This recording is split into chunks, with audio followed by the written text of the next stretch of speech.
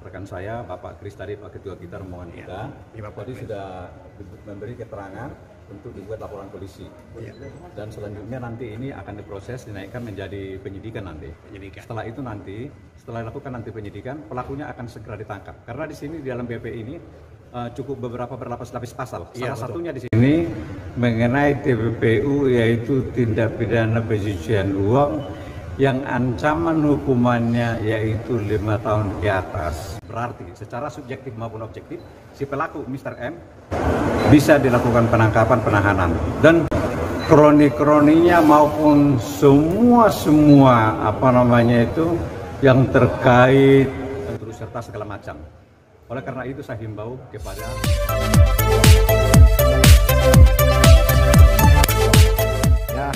kawan-kawan senasib korban daripada Mak Ai, saya mau update di mana kemarin ketua tim dan wakil ketua tim serta bendahara pergi berkonsultasi dengan pengacara kita di Jakarta, tepatnya di Tebet ya, untuk membicarakan masalah somasi jika jalan terakhir itu sudah mau diambil, dan juga membicarakan mengenai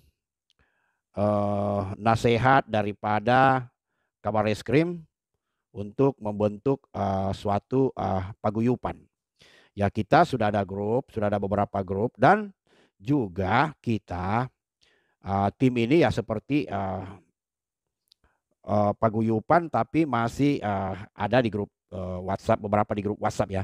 Jadi nanti itu kalau disatukan semuanya, kemudian itu harus dibikinkan legalitasnya nanti. Jadi kalau misalnya kasus itu naik ke pengadilan sesuai dengan arahan daripada tim, mengikuti arahan daripada Kabarreskrim, yang mana nanti didaftar di situ semua anggota-anggota daripada korban Mak Ai ini atau robot trading ini.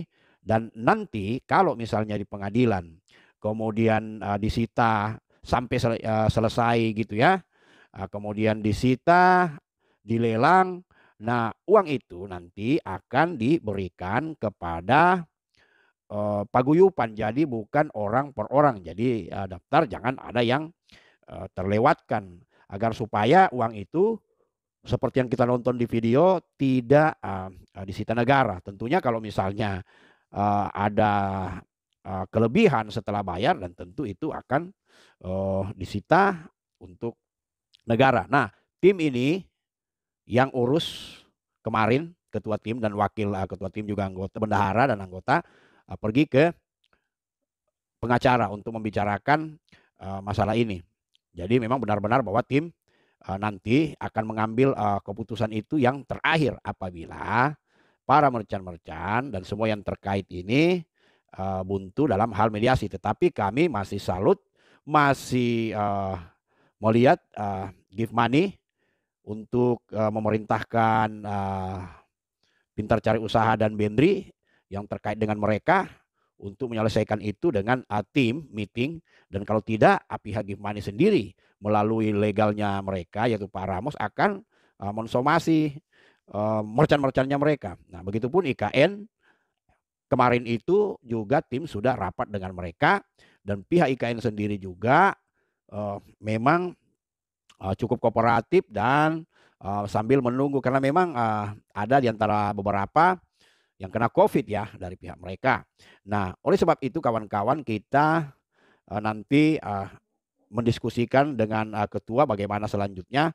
Kalau yang masuk di rekap data itu kan semuanya belum lengkap semua data-data, karena data-data yang diambilkan itu kan hanya KTP dan jumlah kerugian. Jadi nanti mungkin kalau di paguyupan nanti itu akan dilengkapi lagi, dan mungkin ada penambahan anggota-anggota lain yang setelah menonton ini, karena arahan dari Kabarreskrim jangan sampai nanti sudah dibayar ke paguyupan masih ada lagi di belakang yang klaim gitu ya. Jadi para korban daripada robot-robot trading ini ya harus memperhatikan yang ini juga kalau bisa. Tapi kalau ada yang sudah menonton, kemudian dia sudah ikhlaskan dan tidak mau diproses lagi, ya itu hak daripada mereka. Kalau mereka tidak mau, yang jelas kita berusaha. Saya sendiri, kalau memang jalan terakhir itu yang akan diambil setelah buntu, ya kita harus sabar menunggu dengan proses-prosesnya seperti itu.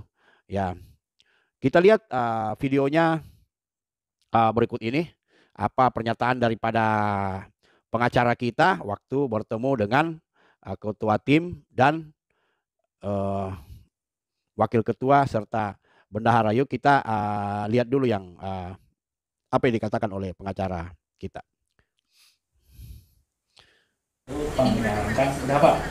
Kita dengarkan ya. Misalnya ada yang namanya IKN, ada yang namanya SUMI, ada yang namanya Linkpedia. Tujuannya sebenarnya apa? Saya ingin meringankan beban Pak Sabar. Artinya saya membantu untuk mendapatkan data dulu nih.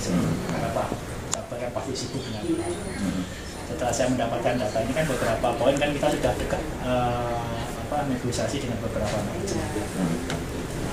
Termasuk ada yang sekarang kita bernegosiasi karena virtual account itu kan bedanya gini, kalau yang robot-robot yang lain itu bedanya gini, langsung transfer ke akun pribadi, ketahuan.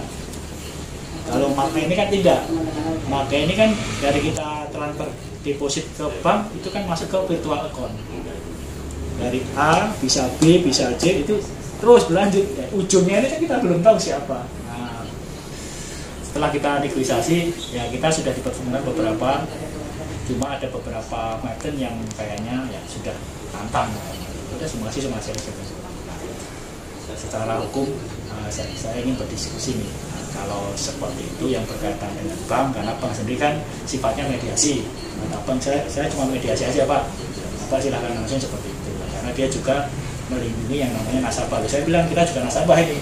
Kan begitu. Oke, sekarang ini virtual account-nya ini tentu banyak orangnya. Ya. Ada kira-kira berapa menurut kalian dari apa relasi kita ini? Maksudnya gini, ini virtual account-nya itu maksudnya banyaknya gimana? Nya Pak, untuk tindak lanjut berikutnya? Persiapan kita ini sekarang untuk membuat somasi ke PT apa tadi? Beberapa merchant. Oh ya, ke beberapa merchant ya. Akan kita lakukan suatu somasi dan berkoordinasi dengan ketua dan ini nanti mengenai teknisnya untuk pembuatan somasi itu.